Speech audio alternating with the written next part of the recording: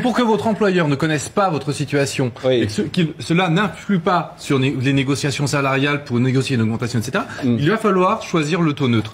Et donc, le taux neutre, ça va vous pénaliser parce que vous allez payer plus que ce que vous devez. C'est ce que j'avais cru. Et à la fin, l'État vous rendra et donc vous serez régularisé. J'ai pas envie d'avancer de l'argent à l'État. Exactement. Vous allez faire crédit à l'État. Eh ben bien sûr. Merci Bastien Lachaud. Vous expliquez bien. Et donc. Oui, mais non. Oui, mais on peut choisir un taux individualisé. Mais si on choisit un taux individualisé, par exemple, si on a des revenus locatifs par ailleurs, eh bien l'employeur peut le déduire de ce taux individualisé. Et donc ça ne simplifiera même pas la vie des Français. Parce que quelqu'un qui a des revenus parallèles à son salaire devra quand même remplir une déclaration fiscale. C'est-à-dire que là, on va... Quelle usine à gaz. Exactement. Alors, quelle usine à gaz. Mais écoutez la preuve, on est en train d'en parler ensemble. Alors qu'il existe... Donc justement, c'est partout en Europe. Ça date de... On nous présente ça comme une nouveauté, comme une modernité. Ça a été instauré en 1920 en Allemagne. 1920. Donc, on est là sur un modèle qui n'est pas le modèle français, parce que le modèle français, c'est l'État qui prélève. On a le meilleur taux de rendement de l'impôt dans ce pays, 99,4% d'impôts prélevés sur l'objectif de 100%. Donc, on a une administration la plus efficace. Pourquoi demander aux employeurs et faire payer les entreprises, notamment les petites entreprises. Et les entreprises, ça va être un service en plus. Ça va leur coûter le passage va leur coûter 1,2 milliard d'euros. Et ça va leur coûter tous les ans 70 millions d'euros. Pourquoi demander aux entreprises de payer quelque chose que l'administration fait très bien déjà? Et si on veut c'est la première fois que je suis d'accord avec la France Insoumise. C'est la première fois que je vois la France Insoumise s'intéresser à ce point aux entreprises. Non, c'est totalement faux. Ça veut dire que vous n'avez pas lu notre programme. Mais allez-y, Bastien Lachaud. Si on veut être moderne, eh bien, on instaure un prélèvement contemporain. C'est-à-dire qu'au lieu de faire le prélèvement à la source, aujourd'hui, tout est informatisé. C'est-à-dire que aujourd'hui, si l'État sait quoi vous prélevez, c'est parce que les entreprises fournissent à l'État vos salaires. Ils le fournissent tous les ans. On peut très bien mettre en place un système informatique pour que cette information soit envoyée tous les mois. Et donc, tous les trimestres, on pourrait prélever aux Français ce qu'ils ont, l'impôt qui correspond à leur salaire du mois, du trimestre précédent. Ce qui veut donc dire... Oui, mais attendez, faut pas que vous monopolisiez la parole quand même. Mais pourquoi vous êtes d'accord avec moi? Mais je suis complètement d'accord avec vous. Les affaires Benalla, Nissen, etc. qui s'accumulent, les indicateurs économiques catastrophiques. On a un pouvoir qui est affaibli. Et là, on a le président qui, comme à son habitude, donne un coup de menton et dit « Moi, je le fais parce que j'assume, etc. » Et donc... il assume, on n'a absolument aucune idée de savoir si ça va marcher. L'État et les systèmes informatiques, je ne vous renvoie pas au scandale Louvois du logiciel du paiement des soldes dans les armées, où ça fait 8 ans qu'il est en place et les militaires ne savent toujours pas à la fin du mois combien ils vont être payés. Donc voilà, ils ne savent pas. Je connaissais pas renseignez-vous, c'est une catastrophe absolue. Et donc le président n'avait pas le choix, il fallait qu'il réaffirme son autorité et l'impôt à la source, c'était un moyen de réaffirmer son autorité, alors que les affaires continuent, on l'a vu avec Laura Flessel, comme vous l'avez indiqué. La seule œuvre écologique de François de Rugy, c'est d'avoir recyclé l'ancien monde. Mais si on va plus loin, on avait Emmanuel Macron, qui avait réussi à convaincre Nicolas Hulot de venir faire le ministre de l'écologie. Nicolas Hulot fait le bilan au bout d'un an que le gouvernement, Emmanuel Macron, n'en ont rien à faire de l'écologie, que rien n'est possible si on ne met pas en œuvre une vraie transition écologique globale dans tous les ministères, etc. Et donc, aujourd'hui, personne ne veut être ministre de l'écologie de Emmanuel Macron. La seule personne qui a accepté de l'être, c'est François de Rugy. Attendez. Non, attendez. Alors, je vais préciser. Je vais préciser. Il n'y avait personne qui, de la société civile engagée écologiquement, était d'accord. Laurence Tubiana.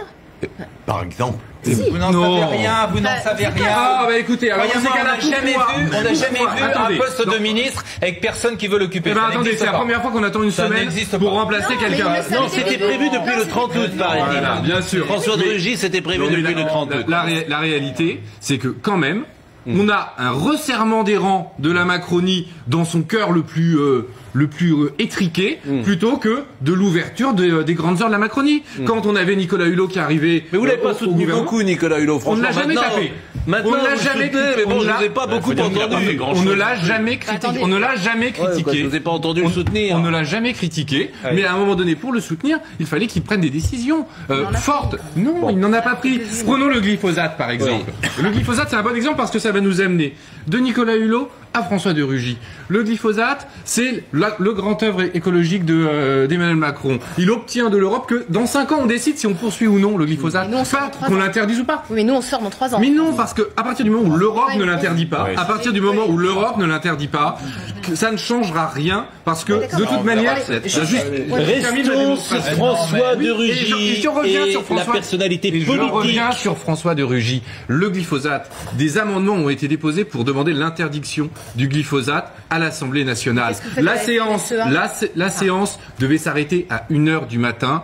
L'amendement devait donc passer le lendemain, avec beaucoup de députés présents parce que intéressés sur la question du glyphosate, dont les députés de la France Insoumise. Que fait François de Rugy, qui est au perchoir pour une fois? Il le fait rarement, mais là, il était au perchoir. Parce que ça voulait dire qu'il n'était jamais là non plus. Il décide exceptionnellement de poursuivre la séance jusqu'à 2h du matin, en dehors de toute règle et de toute honnêteté politique. Et qu'est-ce qu'il fait? Il fait passer l'amendement glyphosate à 1h50 quand il y a très peu de députés en présence, et notamment pas les députés intéressés sur le sujet. Donc on a donc là, tout le monde l'a vu. Et c'est ça qui va devenir le ministre de l'écologie. Nicolas Hulot, quand il a accepté le poste, pensait sincèrement pouvoir faire quelque chose, et qui s'est rendu compte au fil du temps que toutes les promesses que le président Macron avait pu lui faire pour lui faire accepter le poste, en fait, c'était du vent, et que rien n'était possible dans la politique actuelle du gouvernement.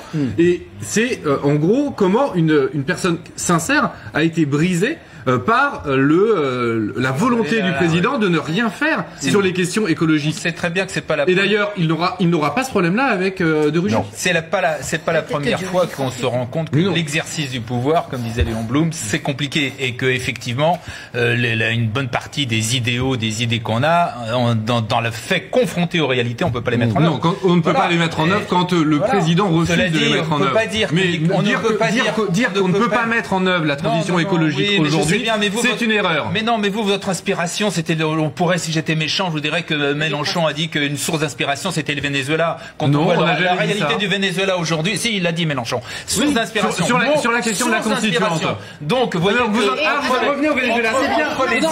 Entre les idéaux et la réalité, c'est intéressant. Il y a des différences. C'est intéressant de constater que depuis c'est intéressant de constater depuis quelques jours que la France Insoumise apparaît à nouveau comme le premier proposant, la force alternative, que dans le parti médiatique, il y a une nouvelle rengaine. Alors, non, attendez, on revient sur le... Tous ensemble. Alors, si ça ne pose pas de problème. Mais non, mais le Rassemblement national est aussi une force d'opposition. Laissez-moi terminer. D'accord. Donc, ce que je dis vous dérange. Quand on parle du parti médiatique, ça vous dérange. Donc, Bastien Lachaud. Je parlais pas de vous, Mais pourquoi mais nous, on est ensemble, on est indissociables. Je veux dire, non, mais vous rigolez, c'est Stone et Chardin. Non, mais attendez. Voilà qui me rassure. Non, mais il n'y a pas de Donc, depuis quelques jours. Bastien Lachaud, il n'y a pas de parti médiatique. On a tapé sur François. Ah, merci, monsieur. Quand même. Pas ici, alors. Mais pas ici.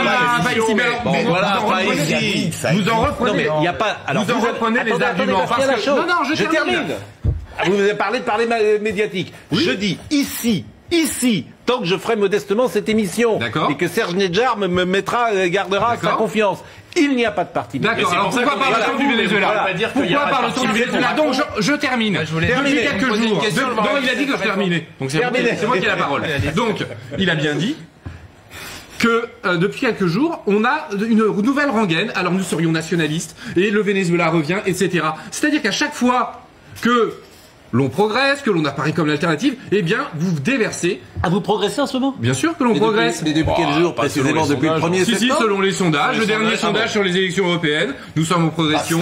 Le dernier sondage sur la France insoumise comme première force d'opposition, nous progressons, nous convainquons. Et donc là, des tombereaux nous tombent dessus. Et Gérard Leclerc, on avait le populisme pendant la campagne présidentielle. Le Vladimir Ilyich Mélenchon du Figaro, 3 jours avant le premier tour de l'élection présidentielle.